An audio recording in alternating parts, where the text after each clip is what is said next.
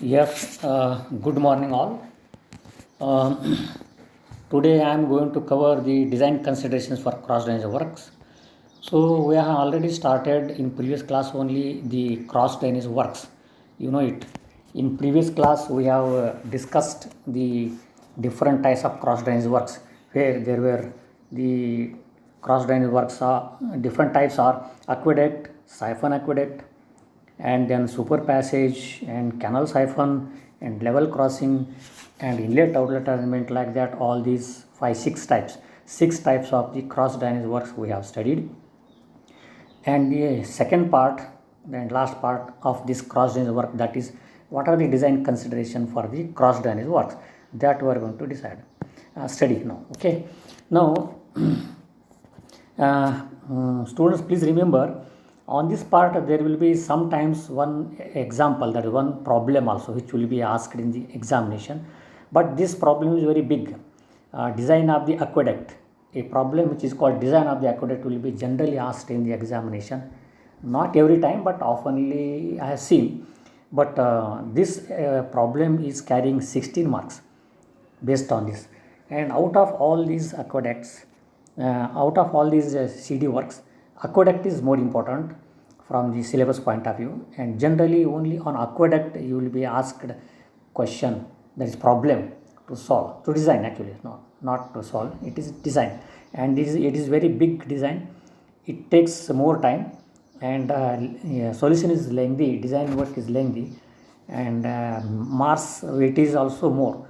One time I have seen in your problem, in your question paper, somehow one or last year or 2 years back it is asked, and that was carrying about 16 marks. That is very big design. Okay, so but briefly let us see what are the design considerations for the cross drainage works. The theoretical part of it is very easy, only problems we require. So once we come to the rejoined, when the college reopens, when you come to the college, we will once again discuss related to problem. So now I will just consider the theoretical part of the designs. Okay, design of the cross drainage work. So before starting the important points to discuss, that is important considerations to discuss in design, let us go to the figure. So with the help of figure I will first briefly explain how and why it is done, and then you will understand the other part when we discuss in detail. So this one is the figure.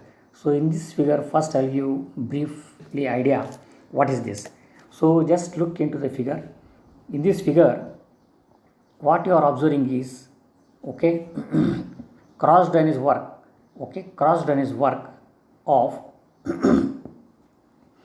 an aqueduct. Okay, so here in aqueduct, what you see is the arrows is seen, drain is written vertically downward, arrows, two arrows are seen, see, vertically downward two arrows, and horizontally also arrows are there in the blue portion. Okay, in this figure there are two figures. Top figure is plan, so it is written in bracket you see. Top figure is plan, and bottom figure is L section, that is longitudinal section. So longitudinal section means it is a section, longitudinal section through the what you call as a canal. So drain is flowing from top to bottom, that is direction is given here, drain, and generally drain width will be from 2 to 3. See, two sections are given here, you just see the sections. Okay, and canal is passing from the left side to right side, blue portion what I am showing. You first observe at the plan. See, in the plan what I am showing is canal flow, which is flowing from left side to right side, that is left side is upstream side and right side is downstream side. Okay, and drain is moving, that is arrow is showing downward, that is drain moving top to bottom. So in plan, it is in plan, and in L section it is given what is the water level. So blue portion is shown, this is the canal section as well as the drain section. So drain width will be actually what is called as y1, what is it on, see, y1 and y4, this will be the drain width, and exact drain width will be reduced here from y2 to y3. Okay, y2 to y3 drain width. And this canal length, canal is provided from 112 So canal is continued and there is some changes from section 1 to section 4. You just observe here, okay? So canal. So one thing is clear, I think, to all of you. Canal is moving from left to right and drain is moving from top to bottom. So this is the cross drainage work. With the consideration of this figure, I am going to discuss important considerations for the design of the canal, design of the cross drainage work. So what are the important considerations? I am going to consider here about 6 to 7 points. I will just briefly tell you first and then I will go to the in detail. So one point I am going to consider here is the maximum flood discharge. So maximum flood discharge in the drain, that you have to consider, take into account. So without knowing that we cannot proceed. So what is the maximum flood discharge, in which season it will be there? So maximum flood discharge means what will be the discharge, that is Q, and what will be the maximum level, that is high flood level, or you can say maximum water level, maximum high flood level, okay? That will be taken into account. Second point what we are considering here is fixing the waterway requirements for the drain. So what is the waterway requirement for the drain? So in fixing the waterway requirement, we have to consider 3 important points. What is that? What is the wetted perimeter for the drain? So how, let us go in detail, what is wetted perimeter, how it is to be done. And second point we are going to understand in drain is size of the drain barrel. Size of the drain barrel means, what will barrel means? Barrel means actually from the top to bottom. In this figure, if you see, size of the barrel means length of the barrel and height of the barrel. So barrel means through which the drain water passes, okay? Barrel means through which the drain water passes. So that barrel will be below the canal, so just below the region of the canal. So canal means actually these barrels will be provided in between section 2 to 3. You just see in the figure section, there are 4 sections, dotted line here, section 1, section 2, section 3, section 4 in the plan, you just see, okay? So barrels are provided along the drain, that is the direction of the flow of the drain just below the canal. So just below the canal. So canal, one thing is. And third point we are going to do is what will be the flume width of the canal. See, we can see in the canal we are observing here normal width. At the left side you are seeing normal width. It is denoted as Bn. Capital B suffix n is equal to normal width. Please observe. Please see this. Okay. See the figure. And in the center you will see Bf is equal to flume width. So flume width means reduction. So canal width is reduced from Bn to Bf. So how it is reduced? It is reduced from Bm to Bf. So Bf is the flume width. Okay. And Bn is the normal width. So canal while passing above the drain, its width will be reduced. So that width is called as flume width. So the purpose of doing all these things is just to reduce the cost of the construction. Okay, just to reduce the cost of the construction. So if the width of the canal is reduced, if the width of the canal is Bn, it is bigger, and if the width of the canal is Bf, that is smaller, you can see here. So the cost of the construction of the canal is reduced, and cost of the construction of the barrel, sizes of the barrel will be reduced. Barrel means the provision made to pass the drain water below the canal. So that is called barrel. So those barrels are provided. So these 3 things. So that means for fixing water means we have to fix the wetted, what is the wetted perimeter of the drain, and what is the size of the barrel for the drain, and what is the flume width of the canal. So these things are to be decided. So that is important part in second.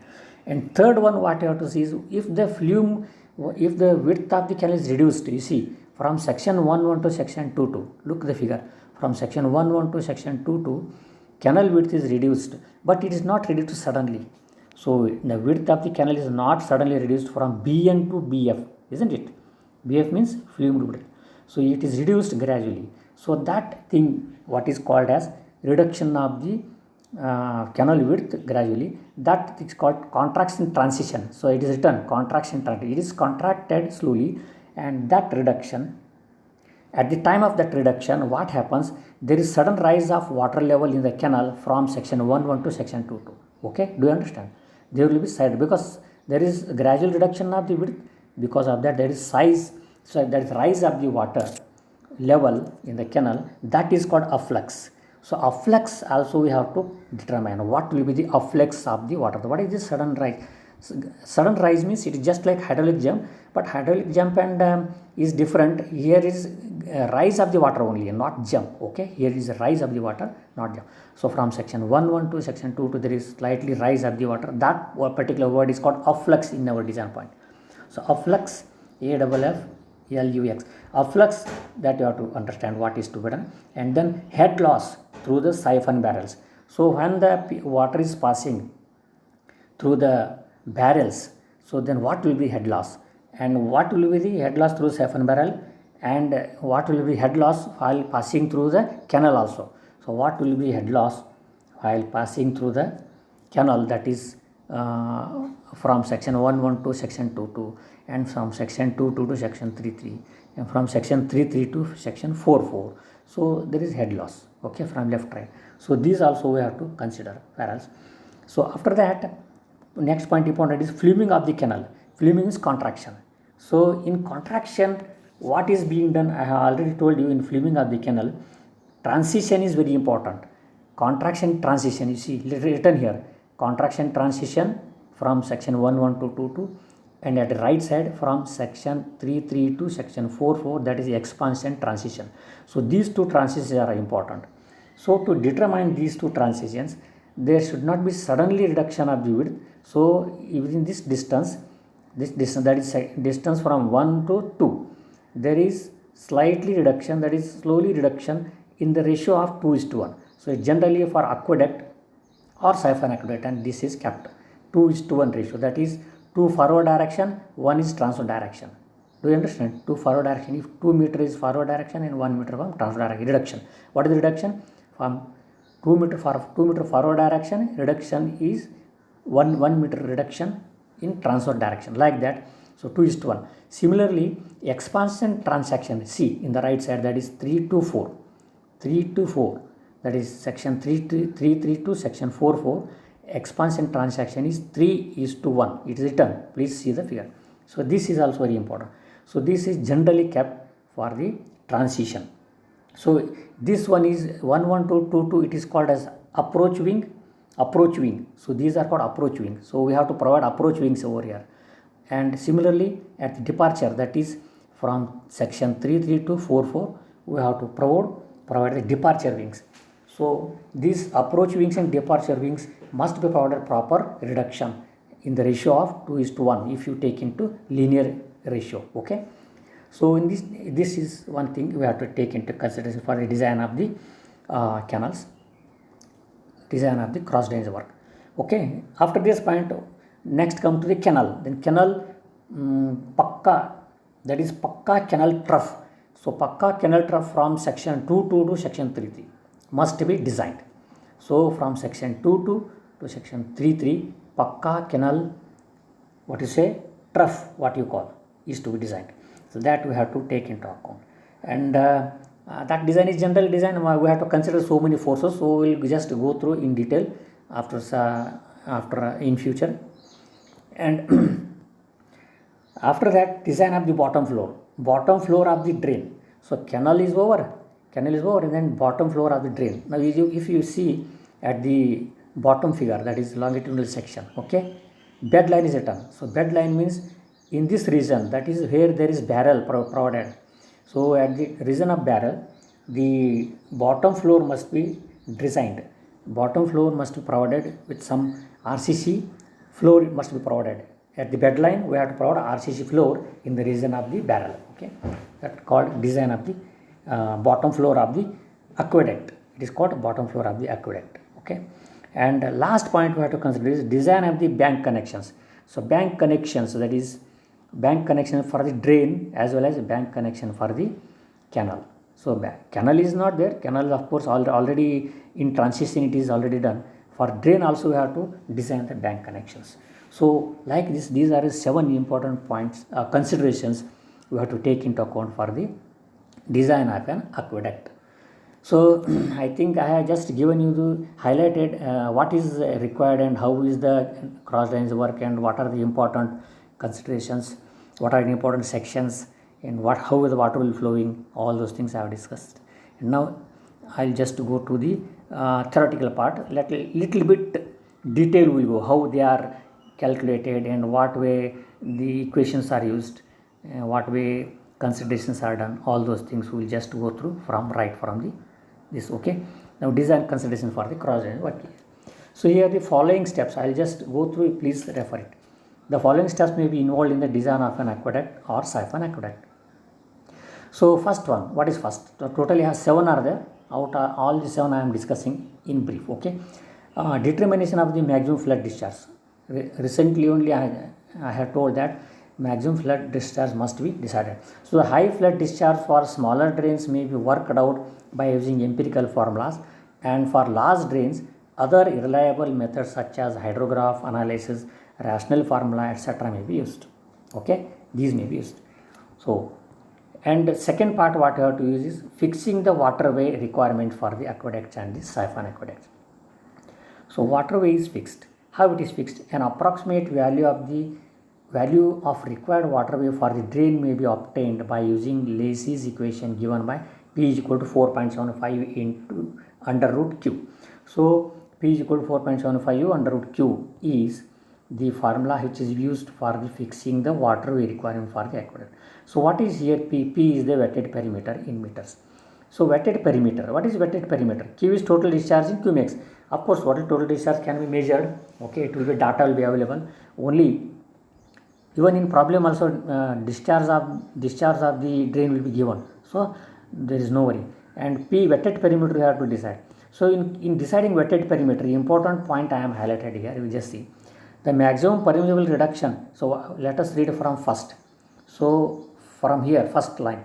For wide drains, the wetted perimeter may be approximately taken equal to the width of the drain and hence equal to the waterway required. Okay. So whatever width of the drain is, that itself may be taken as the wetted perimeter. In what case? In the wide drains, very wide drains, because in wide drains depth will be less. Okay. In such case, see, the only width of drain itself is taken as wetted perimeter. Okay. However, no extra provision is generally made for the space occupied by the piers. So if width is there, then piers will be provided, isn't it? Okay, below the canal piers will be provided. If the span, only one span will not be kept. So that means it will be bays. We will divide it in number of bays. Piers are constructed. Just like bridge, okay, just like road bridge which is passing over the river. Bridge below you will see the road is constructed. Bridge is constructed over the river for passing the road, and how the piers are provided below. In the similar fashion here also, only instead of road here canal is passing, and below the canal piers are provided.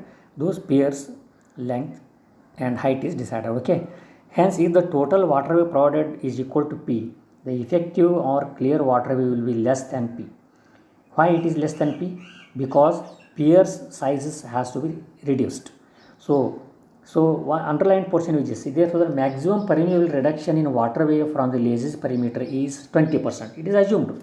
So 20% will be reduced. Then if you take the waterway width, if you take wetted perimeter, width of the drain or width of the rear, then 20% should be reduced in that. Okay. Hence, the smaller drains, the width of the waterway provided should be so adjusted as to provide this required perimeter. That is minimum value will be 0.8 P. So what is the minimum value? That is 0.8 P. So the decided clear waterway width is provided in suitable number of bays. So this width is provided in a suitable number of bays. That means piers are constructed. So in between two piers, that particular width is called spans or bays. Okay. Now let us see what is the size of the barrels. So here after having fixed the waterway width and number of the component bays, the height of the drain barrels has to be fixed. Height is to be fixed. So in aqueduct, height is very easy to fix because we know the bed level of the what is the height? Bed level of the drain and high flood level of the drain. That difference is nothing but the height of the barrel.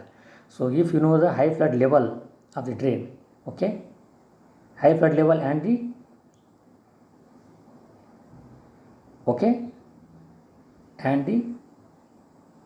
bed level. Okay. So high flood level and bed level of the drain bed level. Now we can see here. The height of the bay openings is automatically fixed in the aqueducts as equal to the difference between the high flood level and the drain bed level. So here it is, HFL in between HFL and DBL of the drain. Okay, so that will be generally taken, and slightly more it may be taken. That is in case of the aqueduct. Here it is barrel height is decided in aqueduct.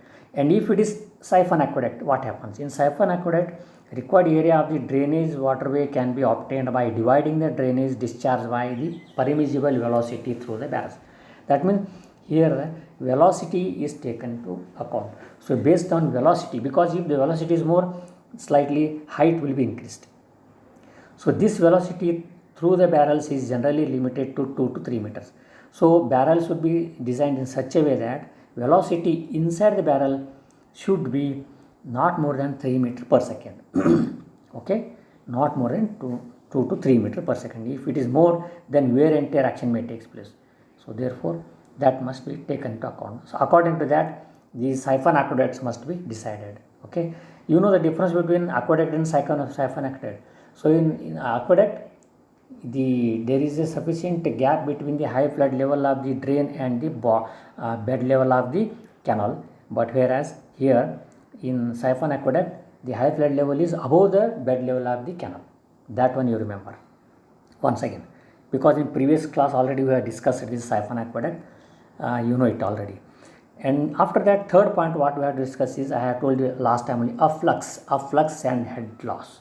What is afflux? Afflux, I have told you, while water is flowing from the section 1 to section 2, please remember, I already referred that figure from section 1 to section 2. That means where the width of the canal is reduced, that is called fluming. So that reason is, in that reason there is a slightly rise of the water level in the canal, that is called afflux. So what is afflux? Afflux is the rise of the water level, and afflux is rise of the water level, and due to that, not only that point is considered, and head loss through the siphon barrels is also considered. So afflux is not only in canal, in also in what you called as it is in not only in canal, it is also in drains also. Drain also, as the slightly barrels are provided, because of their providing barrels, there also there is afflux. So there is rise of water at the entry. Okay, so that we have to take into account.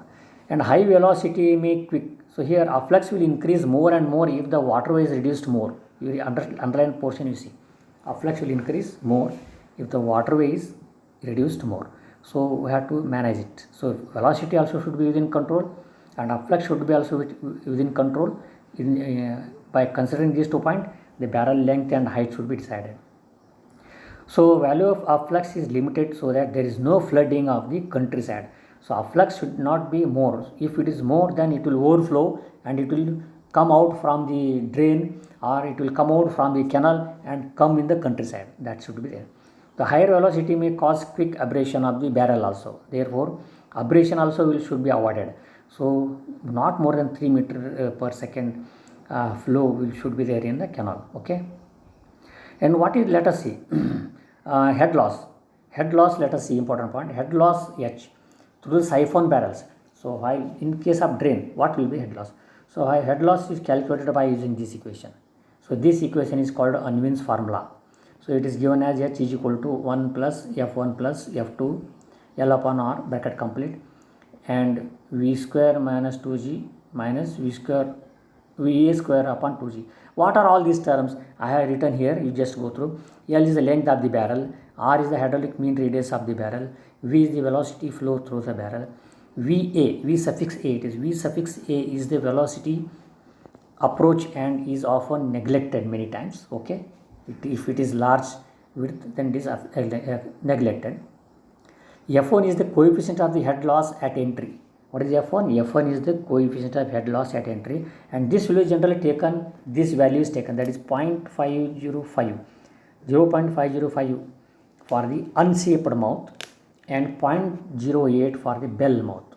So that is in case of the barrel. If the unshaped mouth is there, and 0.505, and if the belled mouth is there, then 0.08 is taken as F1. So then what is F2 then in this formula? What is F2? F2 is a coefficient such that the loss of head through the barrel due to surface friction is, okay, it is surface friction. So loss of head due to surface friction while water is passing through the barrel. So that is given by like this, that is F2 into L upon R. What is this? This is the loss, okay, loss of head. Loss of head is equal to F2 into L upon R into V square upon 2G. So here F2, what is F2 then? F2 how you will find out here in this? F2 can be determined like this, that is A into bracket 2 plus B upon A. What is A and B? So what is A? These are the values given in the table. See, this is table. So A and B values can be taken from this table. So here what will be the material used for the barrel? So first column you see what is the material used for the barrel.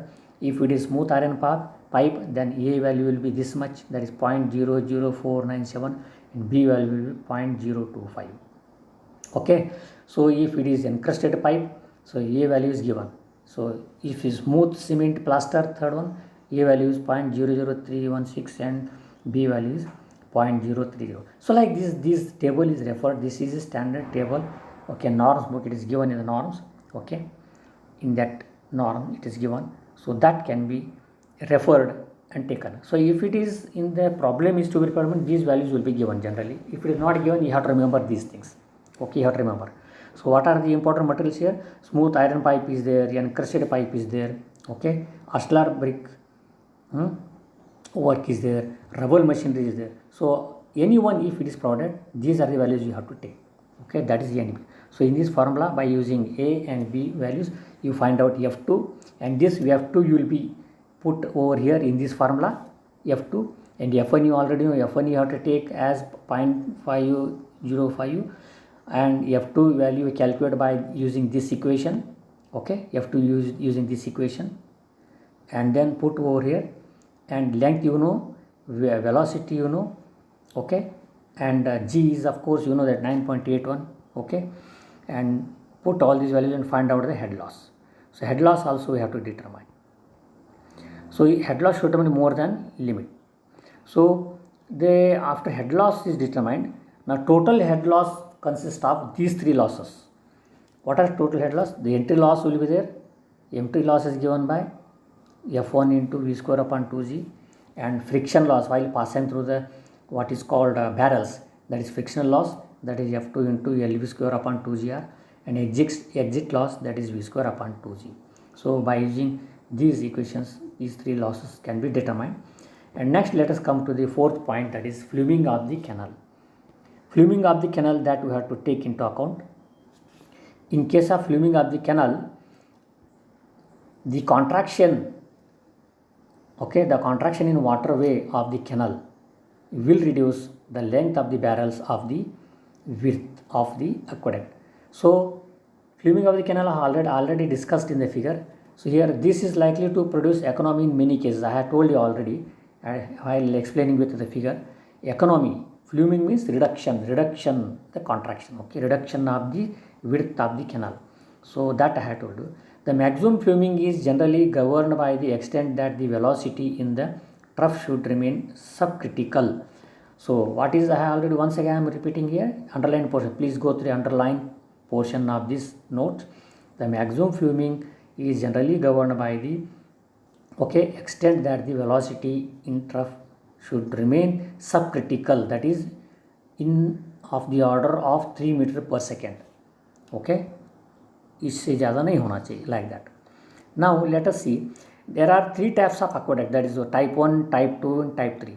So generally fluming is generally done in all works of type 3. So if it is type 1 aqueduct, then it is not, fluming is not done. In type 2 it is slightly done because the embankments are provided over there, it cannot be done, but in type 3 it is done. So I have already told you what are the type 1, type 2, type 3 aqueducts. I had discussed in the previous class. So if you want to refer it, please once again refer the previous lecture or previous notes what I have sent to you. And now after deciding the normal canal section and the flumed canal section, the transition has to be designed so as to provide smooth change from one stage to the other stage, so to avoid the sudden transition. So I have already explained to you in the figure how the transition is done. from section 1 to section 2 and what will be the ratio is provided here for the steeper than, okay. Approach wing should not be steeper than 2:1, okay. Approach wing should be 2:1, and what you call departure wing should be 3:1. Oh, all those things I already discussed. So everything is written over here. You please go through, okay. I am making bit fast because everything I explained here related to that figure. I am just showing you the what I have given in the notes. So now channel transaction. The following methods may be used for designing the channel transactions. So there are three methods in all. Mitra's method of design of transitions. Transition, once again I have told you, once again we will refer that figure, don't worry. Once again we are referring this figure, okay. Second one is Chaturveji's method of design of transitions. Third one is Hind's method of design of transitions. This is very important actually. Design of transition is very important. Here, at what distance, what should be the reduction of the width, like that. So out of these three, Mitra's method and Chaturveji's method I have discussed. Only I have given you the formula. So first one I will discuss, that is Mitra's hyperbolic transition when water depth remains constant. So this one I am discussing here. Again the same figure I am referring here, okay. With reference to this figure, Mitra's hyperbolic transition when water depth remains constant. This is commonly adopted everywhere. So Mitra's, according to that, what is transition? Contraction transition series, section 1 to section 2. Then how it is being done? I will just show you. Let us discuss by using this formula. So Sri A.C. Mitra, Chief Engineer, UP Irrigation Department, okay, retired, has proposed a hyperbolic transition for the design of channel transition. According to him, the at any section XX at a distance x from the fluid section is given by. So we have to determine the distances from section 1 to section 2. That means you take as x, okay. So here Bx, what is Bx? Bx is equal to Bn into Bf into Lf divided by Lf Bn minus into bracket Bn minus Bf bracket complete into x. So here what are all these things I have written here? Bn is the bed width of the normal channel section. Bf is the bed width of the fluid channel section. Bx is the bed width at any distance x from the fluid section. At any distance x from fluid section means see the figure here. So here fluid section, from fluid section at any distance in between 1 and 2. In between section 1 and 2, that x we have to determine. Here x means here, okay, x, small x, only x is written at the denominator. Last last letter x is written. That x is nothing but what is called, that is bed width at any distance. That x is distance x from the fluid section. So Lf is length of the transition. Lf is length of the transition. What is length of the transition? You see here, length of the transition, that is section 1 to section 2. Okay, section 1 to section 2, that length is length of the transition. And similarly section 3 to section 3, that is length of the transition here, okay. Expansion transition and contraction transition. So those are length, Lf. So length of the what is called Lf, transition. And the above transition equation is derived on the basis that the rate of change of velocity per unit length of the transition remains constant. So on this basis it is done, okay. Certain assumptions are always done. Then Vn and Vf and Vx represent what? Vn, Vf and velocity. Velocity, Vn means the velocity in the normal width, okay, and Vf is the in fluid width. So velocity in the fluid width, Vn is the velocity normal width of the canal. So now here the formula is given, the Vf minus Vx, that is in Vx is the velocity in the transition region, okay. What is the velocity? Vx is the velocity in the transition region. So Vf is the velocity in the flume, Vx is the velocity in transition divided by x, that distance of the particular point is equal to Vf is the velocity in flume minus Vn is the velocity in the normal width, and Lf is the length of the transition, okay, length of the transition. So if you use this, these two must be equal in this condition, these two must be equal. So by using this data we can calculate the Q also, and we can calculate the, and now since depth y is assumed to be constant and the total discharge Q is also constant, we have velocity into area is equal to discharge. So by taking in this condition, we can decide what is the discharge. So that means how the discharge is calculated: Vf into Bf into y is equal to Vx into Bx into y is equal to Vn into Bn into y. So you know that what is y. All other things you know here, only y is the depth of the water. Okay. So by using these equations, that is Mitra's chief engineer. Okay, this is called Mitra's equation. Mitra's hyperbolic transition. So Mitra's hyperbolic transition, this Bx and x is decided in transition. So this part is important, that is transition region is decided first. Okay. And one more method is used, that is Chaturveji's semi-cubical parabolic transition. So here what he is given, he has done so many experiments and provided one equation what is called like this: x is equal to L into Bn raised to 3 by 2 divided by Bn raised to 3 by 2 minus Bf raised to 3 by 2 into bracket 1. So this equation is used. These are all the terms you know already. Okay, all these terms you know. So here again x is what? Here x is again the distance at any, x is the distance from the fluid region. X is the distance from the fluid region in case of the transition region. Okay, this is only related to transition region. Okay, so like that. So by using this equation you can determine the x, or by using the Mitra's equation you can determine the x. So by any one equation you can use. And then fifth point we are going to discuss, that is design of Pakka canal trough. So this is of course general design. The Pakka canal, refer this figure, I will explain the figure only. Canal, see, vertical water load is there, and below you will see in the drain is passing. This is the figure of aqueduct. Okay, I have shown the typical figure of an aqueduct, not siphon aqueduct. For siphon aqueduct it is different. This is aqueduct, and for siphon aqueduct, so what is aqueduct? Aqueduct is the high flood level of the drain is just below the bed level of the canal. See, there is some gap. Okay, this is in such case vertical water load is to be taken for designing of the trough. That's all. Vertical water load, just like you design a tank, here you have to consider the water load and the velocity of the water. What will be height of the water and what will be water flowing through the canal, that you have decided and find out the design the trough. So trough is to be designed. Okay, trough means hatched portion of the canal. And similarly the bed of the drain is also to be designed. Okay, bed is what I have shown by the brown color here. So design of the trough means brown color hatched portion, and design of the bed of the drain means that is brown color bottom dotted portion. These two things will be designed. And since aqueduct, what happens, there is no form of the underside acting on the bottom of the canal bed, then canal bottom has to design for taking dead weight of the full water load, and the canal is running full. So when canal is running full, okay, what will be the water load is to be taken for designing the trough.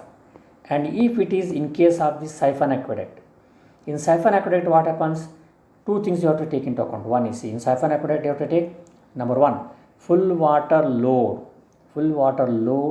and dead weight with no uplift. Number two, full uplift with no water. So two things are to be taken into account, full water load and with no water. So this is the figure of the siphon aqueduct. In siphon aqueduct, this is the condition: high flood level is slightly higher, sufficiently higher than the bed level of the canal. You see, this is higher than the bed level canal. So upstream HFL, this is drain is moving from left to right, and canal is moving from back to front. So water roof of the culvert, this one is, which roof of the culvert is nothing but the bed of the canal. Okay, roof of the culvert is nothing but the bed of the canal, which is shown by the brown shade. I am showing it by brown shade. So this is to be designed for two forces. One is when the water is full in the drain. Okay, water is full in the drain, then there is uplift force. The upward arrows are shown. See, gradient Hg, that is high gradient line is shown. Gradient line is shown here. So that is reduction of the pressure from upstream side to downstream side. So that is uplift pressure due to the water flowing in the drain. okay, because this is taken into account only in case of the siphon aqueduct, not in the aqueduct. It is only in case of the siphon aqueduct. So this additional force is to be taken into account for designing a trough of the canal. For designing trough of the canal, you have to take. And similarly, bed is also, see, bed of the what is called drain, so which is shown by brown color and dotted line, brown color dotted line at the base.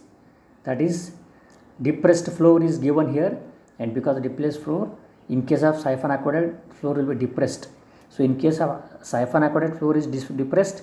In case of the aqueduct, floor is not depressed. See here, in case of the aqueduct, this floor is not depressed. Only in case of the siphon aqueduct, floor is depressed. This also I have discussed in the previous class. So this is to be decided. So if it is depressed, then canal design is over. So canal design has to be decided, okay. And after canal design, then we have to see what is the design of the bottom floor of the aqueduct drain. So now next, design of the bottom floor of the aqueduct and siphon aqueduct. So here, what are the important forces to be taken into account? The floor of the aqueduct or siphon aqueduct is subjected to the uplift due to the following causes. Uplift due to water table. So water table is there. Water table you have to take into account. I will just show you in the figure. See, now here in this figure, water table. It is in case of the siphon aqueduct, because the bed is slightly reduced downward in case of the siphon aqueduct, and the position of the water table is shown by dotted line. You see, position water table taken shown. Because of the water table is above the bed level of the drain, then there is uplift force. So two forces are acting on that. One is uplift force, another is water force, okay. So here we have to take into consideration uplift force. Uplift due to the water table. This force acts where the bottom floor is depressed below. The maximum uplift under the worst condition would occur when there is no water flowing in the drain. So when there is no water in drain, during summer season there is no water in drain, in such cases the uplift force will be more. Uplift force of the water, okay, water table uplift force will be more. So that you have to take into account while designing. And this one is the figure what I am showing here. And second force is taken, that is uplift due to the seepage of the water from the canal drainage. So for the canal, so uplift due to the seepage of water from the canal to the drainage, okay, uplift seepage water from the canal to the drainage. So whatever water is seeping from the canal to the drainage, that force is also coming through the soil and it is there. So the maximum uplift due to the seepage occurs when the channel is running full. When the channel is running full and there is no water in the drain. So if channel is running full and there is no water in drain, in such case this is coming into picture. So these two things are taken. And last design is taken. Last point, that is consideration, is design of bank connections. So two sets of wings are required in aqueduct and siphon aqueduct. These are canal wings or land wings. So drainage wings or water wings. So canal wings, these wings provide a strong connection between the machinery or concrete sides of canal trough and earthen canal banks. So these canal wings are very important, and after that drainage wings are important, okay. So drainage wings, these wing walls retain and protect the earthen slopes of the canal, and the sections of these wings walls should be capable of withstanding the maximum differential earth pressure likely to come on them. So these are simple designs, of course. Wing wall design is very simple. So other important with formula what I have given, that is afflux and head loss and contraction and transition, approach wings and departure wings. These are important. So these are general common designs, general designs. So important is that thing, that is afflux design, head loss design, and fixing waterway and maximum flood discharge. These are very important. And the design of the Pakka canal trough, all those things are regarded.